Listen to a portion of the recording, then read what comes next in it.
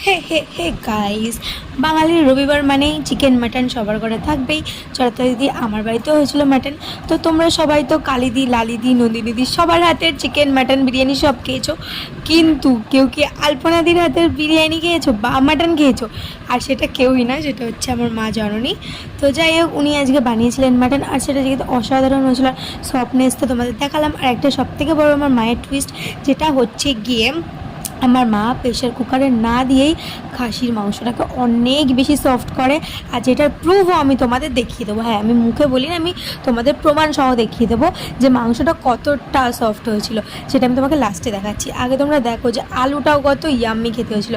আর পাশে আমাকে অনেকগুলোই মাটন দিয়েছিল, আর আমি খেতে অনেক বেশি ভালোবাসি, যেটা আমাকে দেখলেই বোঝা যায়। আর এক একটা বাইট নিচ্ছিলাম না, উফ, পুরো স্বর্গ। তো যাই হোক, আমি ভালো করে মাটনটা দিয়ে আজকে জমিয়ে ভাত খেয়েছি। তোমাদের বাড়িতে কী হলো কমেন্টে জানিও। আর এই যে তার প্রুফ দেখে নাও গাইস, যে